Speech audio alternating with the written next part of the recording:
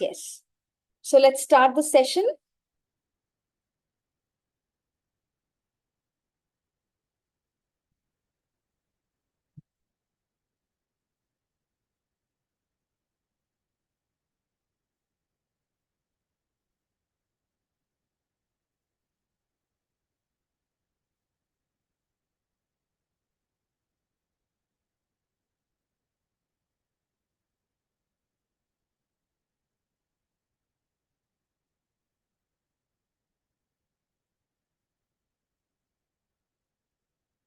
So once again, hi to all. So today's session will be a little interesting as we all have gone through.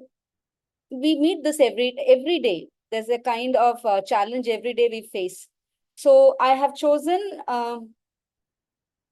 the topic as how to cope, or let's cope with challenging behaviors in students. Do we really have challenging students? Or do we label them as they're challenging? I too accept this topic. I know because most of us have dealt with a situation like this, or we keep dealing it every day. Not every day, might be at least once in a week we come across students where we find it a little challenging at times. So this is the topic I'm going to cover. Here we're going to what I'm going to tell in this is what kind of behaviors we usually see and what kind of behaviors we need to tackle and how do we tackle it. We all have our own ways of tackling it, but let's understand what is that one thing triggers a child. Why are we labeling them as challenging students?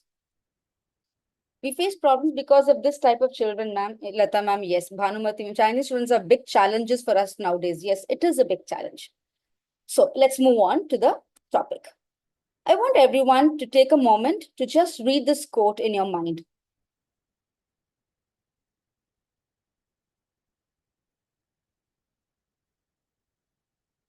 Students are not giving us a hard time. They are having a hard time. Such a meaningful quote, actually. When I came across this, it triggered me actually. We always tell them we have challenging students, that boy is like this, I'm not able to concentrate in my class, the children are getting disturbed.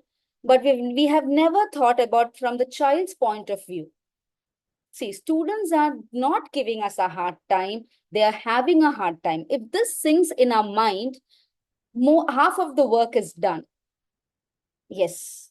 I hope you agree with this quote. It is not just a simple quote, because it should trigger in your mind, why is that quote written like that? So they are not giving us hard time, they themselves are facing it and they do not know how to cope with that. And the best thing they can have is our help.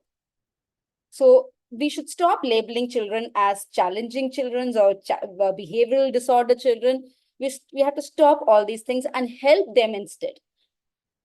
I hope you agree with this quote.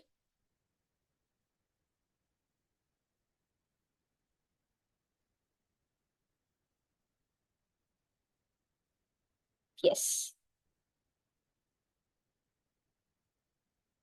Thank you. Thank you for the responses. So let's categorize behaviors rather than streamlining all as naughty or blame on their upbringing.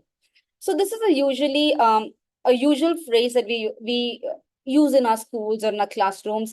That boy is or that girl is like, there's something wrong with them. Something wrong. There might be some family issues, or that a boy is very naughty. He will not listen to anything. He has to be given punishment. Let's stop doing that.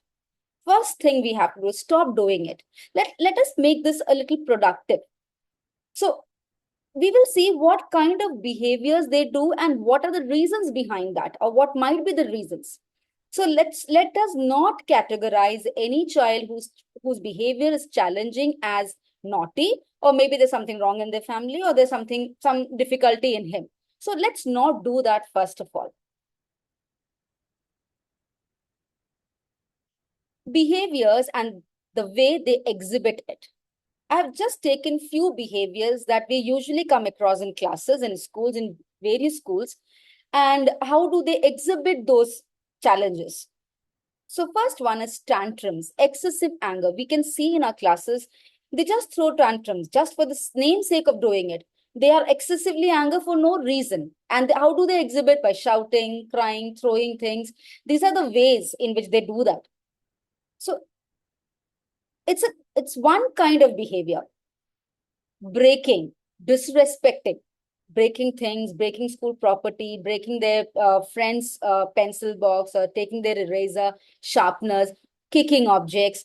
This is another kind of behavior we find in class. Hurting others. Maybe in smaller classes, we can find children biting, hitting, kicking for no reason. It just because they want it to be done. Fussiness, in case of girls, they refuse to eat food. They're not interested in certain activities. They do not, and some of them are like they do not want to obey rules. So these are the different kinds of behaviors, and these are the behaviors that hinder our class because we're not able to take the class. So there are different, and I have just taken few behaviors which we usually there are many behaviors that are like disorders that can be phrased as disorders, and that is why we need special psychologist or psychiatrist to treat that. But these things, as a teacher, we ourselves can like find solutions for it.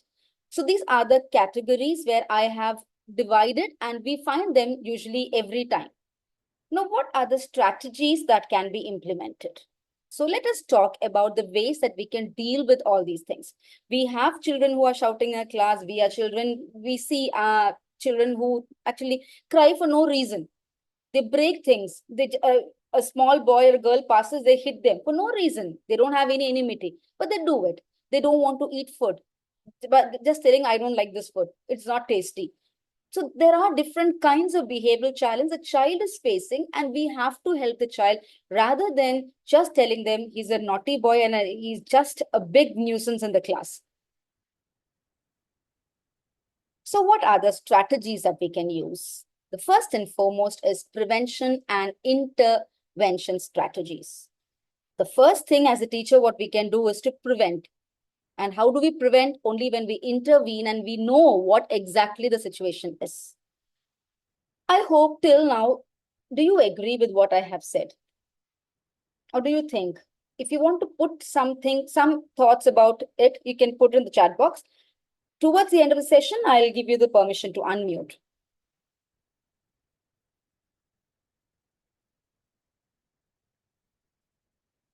Okay, ma'am.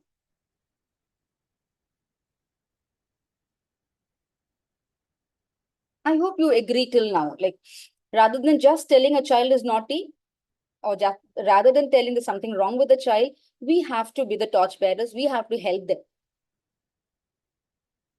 Yes. So let's go to the first strategy, which is prevention and intervention.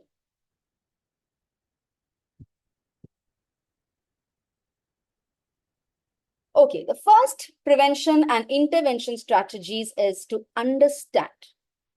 Notice what triggers the child, and it is not a one-day process, it is a continuous process. So you have to understand if the child is continuously misbehaving in the class or something he is haunted of. We have to understand which is the one thing that triggers him.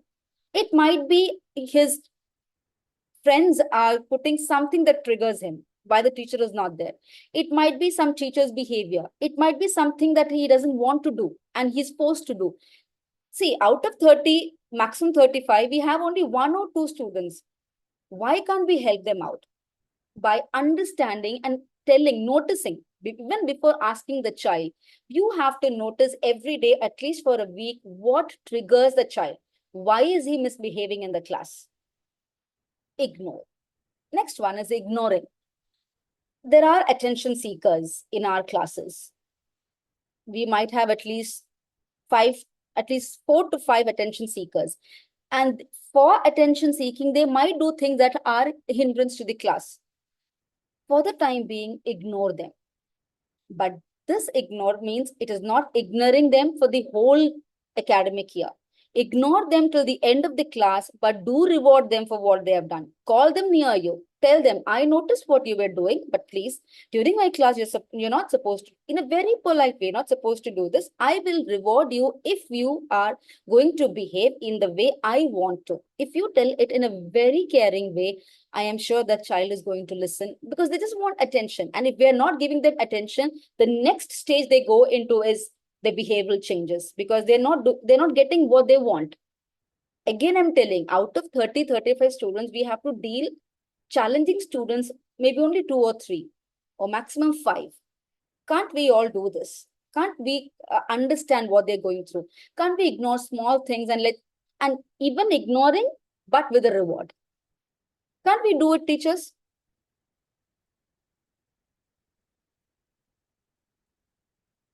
Reward, you can give a small star. You can write a small yes. Rajni ma'am says yes. Yes.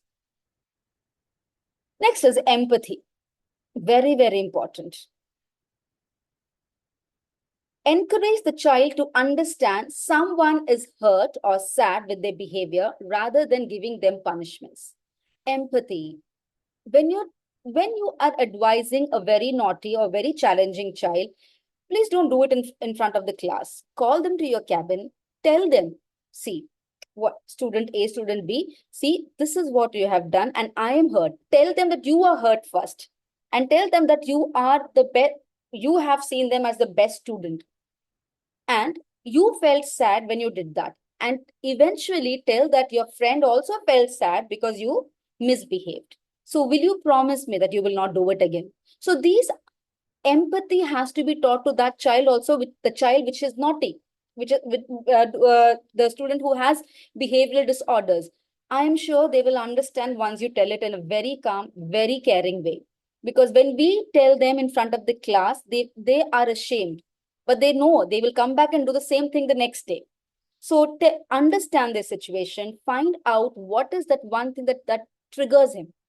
Ignore small things, but not totally ignore it, but the end of the day, please tell what is your requirement and reward them. If you do it, you will be rewarded for sure. And teach them empathy. Be clear and consistent. This is for us. Be consistent in your approach towards the student. Set separate rules, rewards for him. Now, when we have challenging students in a class, we go day one, we can like handle the child. Day two, it is out of our control. Our behavior changes. Day three, it is just not done and you are angry. Now, there is a behavioral change in your approach too. So the child doesn't know which part of you is correct because there's a change. You were okay. Second day, you're not okay. Third day, you're angry.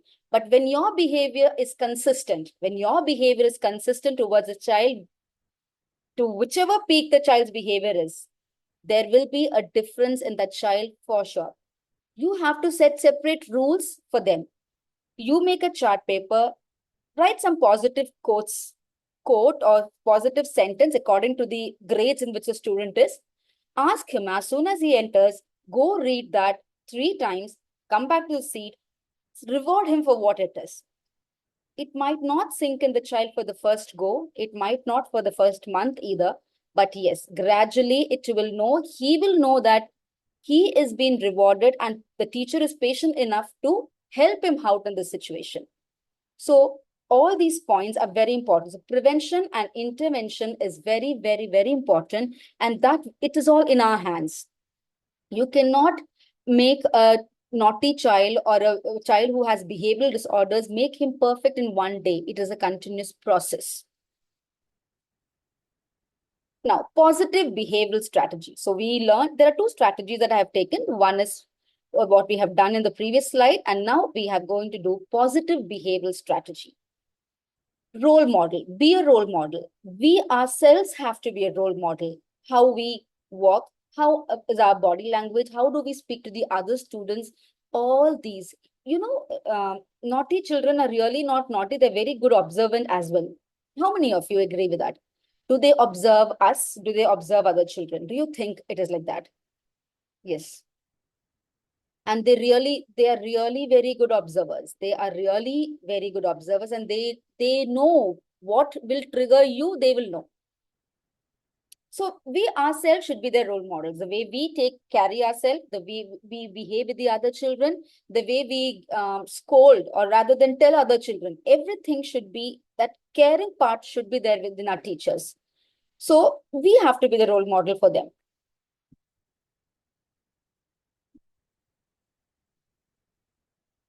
Appreciate them. Set this as a routine. What is it? Either it can be in the morning before the class starts or towards the end before the closing. So every day, pick 5 students and reward them for their behavior. And when you reward them in front of the class and tell them for what they are being rewarded, so that all the children understand for what they are being rewarded. It can be the way they have kept the books. It can be the way they have kept the surroundings where they sit. It can be the way they have handled the classroom equipments, the way they have behaved, all the categories. You can categorize like everything. So if you can reward 5 students every day, it should not be weekly once. It should not be like towards the academic end, the best behaved student or the best set routine student. Instead of that, do it every day. Every day, it will just take 5 minutes. Pick 5 students and tell the whole class for what they are rewarded, for which behavior they are. And those who have not been rewarded, they will automatically, they too will start doing it. So automatically, the rules and regulations are done automatically by the students themselves because they are being rewarded for it. Support emotional well-being. Create emotionally safe classrooms. Give them the freedom to express. They should have that belief in them that they can come and talk to you however strict teacher you are, however you want discipline in class, whatever it is, but when they are coming to you, give them an ear, give them, listen to what they want to tell you. Once you do that, the child who's also very naughty, or maybe there is something going in his head, everything will have a channel because they are in they're under the impression that there's someone to listen to them. They have their parents, everything is there, but most of the time they spend in the school itself. So we should be the caretakers. So instead of just blaming, I'm not able to take the class, the child is like very naughty, disturbing the whole class, let us like apply all these strategies. It is for maybe 1 week or 1 month we might have some difficulties, but once it is a set routine, everything will be in the channel. That is like 100% tested. We can improve our relationship with others by leaps and bounds if we become encouragers instead of critics.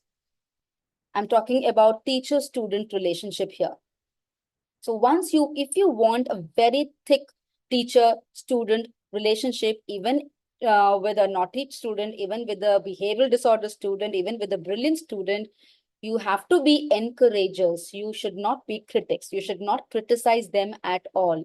Even if you're criticizing them, it should be in a constructive way. So what I'm going to tell next is the importance of building relationship. Why do we need relationship between the child? We can come, take our class, do things and leave. Why do we need it? Why is it important to build relationships?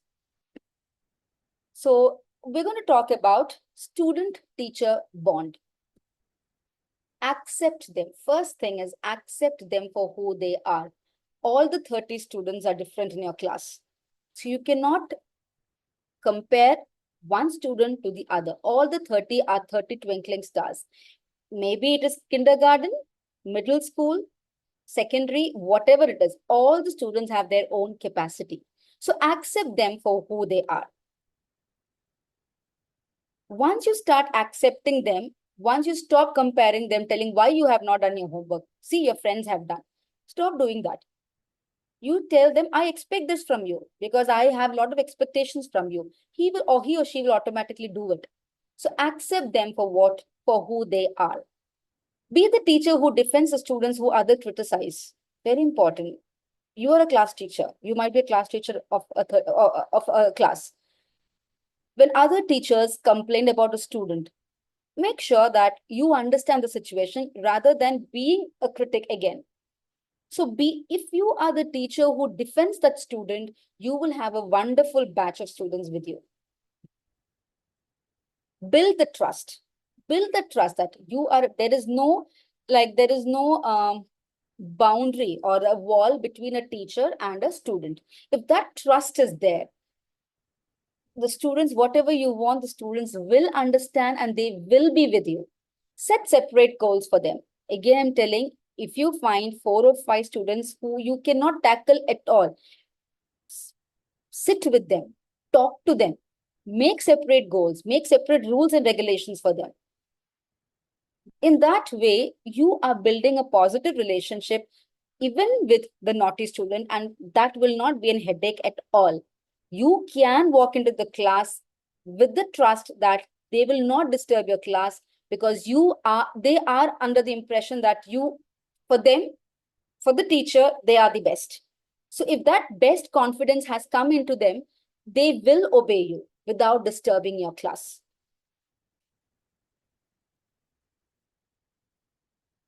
So let's go on to the next one. It is proactive strategies. I think I skipped one sentence. The last sentence about the building positive relationship was be yourself. We ourselves should be ourselves. Share ourselves with others for the students who need help. So all these are very important when we want to build a relationship with a child. Proactive strategies can prevent challenging behaviors even before it escalates. Proactive strategies, again, prevention and intervention. As soon as you can do that, that is the best thing we can help out in a child. Establish clear expectations. Again, set clear, consistent rules and expectations for behaviors from the start. Make sure students understand what is expected of them and this clear. Now, when you set clear expectations for the challenging behavior students, it should be different. You cannot have a common expectation for the whole class. If you have a bunch of students who you think are challenging, you have to put another clear expectation. You can put it in the chart paper, stick it in the bulletin board, ask them to read it every day. So these are the expectations from me to you. So if you do all these things, I can help you out. Students actively design. Now, I have seen 50 to 60% students who are very active. Their IQ, very active or very naughty or very behavioral challenges they have, their IQ level is very high. How many of you have noticed that? Their IQ level is very high. How many of you have noticed? Because most of the students I have found, at least 50 to 60% students I have found, their IQ level is very, very high. Have you ever come across students like that? Yes, 1, 2, 3, 4, 5. I don't know which ma'am. Yes, there are. Yes. So there are. I really feel like that. Once the child has behavioral or there is something that's challenging, their IQ level is huge. So in that case, whichever subject you're dealing with, when you enter the class, make sure that you have few worksheets with you. They are good listeners, by the way. So when you take a class, they will listen to you. The only problem is they do not have the time, attention span is very less for them. Maybe 5 minutes maximum. And then they start doing all the weird things. So once you have in handy few worksheets where you keep them, consistently give them. So they're not disturbed. They're not disturbing others too. Related to your subject, related to your lesson, what you're teaching, give them, so that while teaching, anyway, whatever you're teaching, it will get into their head. And at the same time, they're not disturbing, they're not running around, they're not going there, here and there, they're not throwing tantrums. They are concentrating because they have to complete this worksheet and give it to you because they want to be in your good books. Because you already have set the expectation that I know you are the best student for me. So if these all mantras, all these things, when you put together, you challenging students will not be there. All will be together.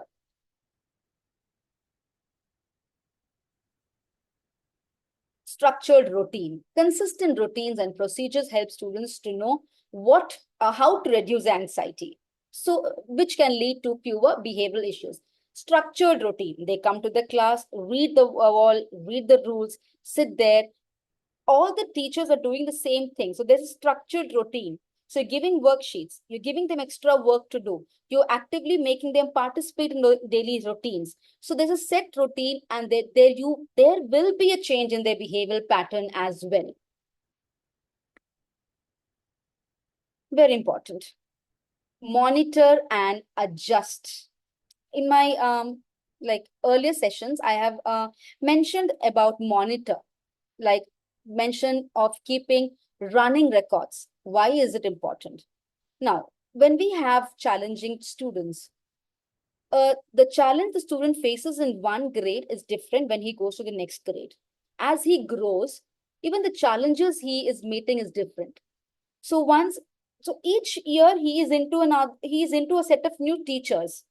So if you maintain a running record right from grade one, you know what behavior was there in him in grade one, what was there in grade two, now what is there, and how can we help him when he goes for the next grade. So monitoring is very important. You have to have an eye on the child. What triggers him? Write it down so that the next teacher knows what it is. She doesn't want to start from again scratch, telling that, oh, again the same thing, same procedure, same. No. Once you know there is a pattern, there is a graph that goes for a child. He was a little naughty, he couldn't speak, or he was like throwing tantrums, he was hurting others. Now he's not hurting, but he's keeping quiet. There are different types of behavioral changes as the child grows. So if we monitor and adjust, to observe patterns and be proactive in addressing potential issues, whatever is the issues there, just address that at the same time. Don't keep it for another time. Don't keep, let my portion be completed, then I'll talk to him. No, it is there as a daily routine for us also. So note change in behavioral patterns. So once you start maintaining records, it's very easy for the other teacher to know what he has gone through.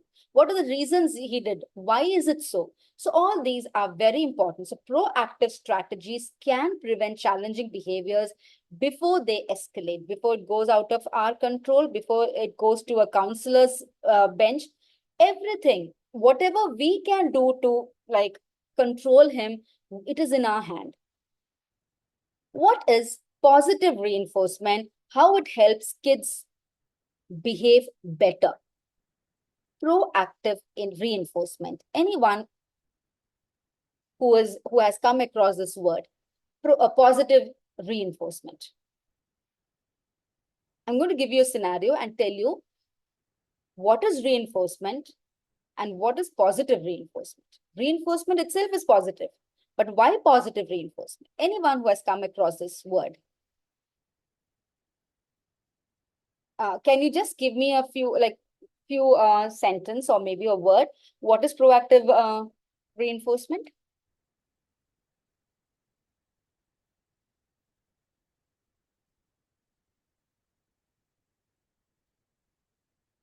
Any thought that comes to you when you heard that word positive reinforcement? I'll tell you what it is.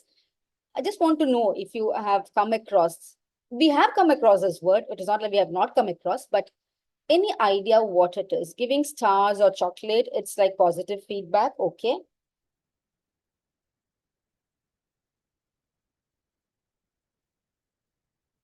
Pattern establishing the student's behavior. Okay. So let's see what it is. I'm giving you a scenario here. Positive reinforcement, wrong versus right. The situation is same, but how the teacher handles it is different. The first one, do your work. The child says, no, I will not. And he shows all the tantrums possible he can. So teacher says, if you do your work, I will give you computer time. The result is the student learns that they can have problem behavior and still get computer time, which is wrong. It is positive. Why is it positive? Because the work has been done. but the approach is not correct. So whatever you do, you will be rewarded. That is why I told you have to have clear expectations from the child. The second one, the teacher says, thanks for doing your work so quietly. You just earned computer time. So he has earned it. He has not, we are not giving him free. The student learns that when they do their work nicely, or when they do their work within the rules and regulations of what we have set, they earn computer time. Both the situation is positive reinforcement, but one positive reinforcement is wrong, the other one is right. Have you ever thought about this?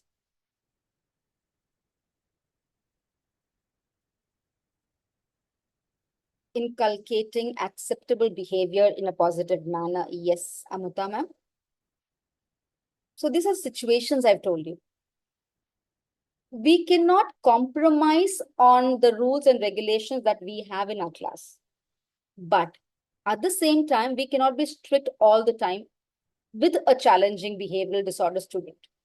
So these are two scenarios I gave. So positive reinforcement in a constructive way is very important. Now it's a small task for us. I'm going to give you a situation.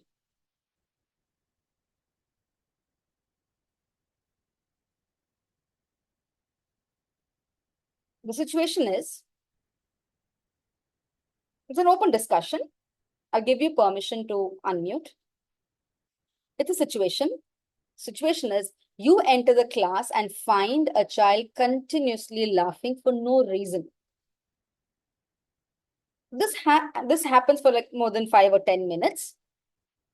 I hope you understood the situation.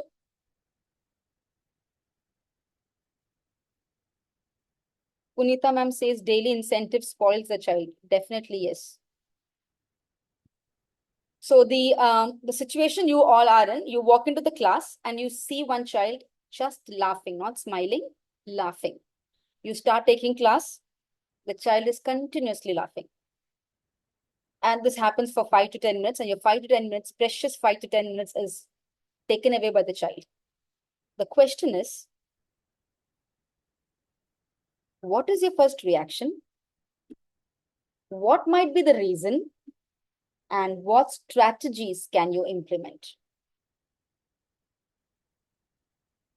If you want, you can take a small photo of this, because I'm going to stop the screen and let's go for an open discussion. What will be your reaction? What might be the reason? And what strategies can you implement? And after this, I'm going to open for an open discussion, and then I have a Google form. I want all the teachers to just fill that form and send it to me. So shall I stop the screen?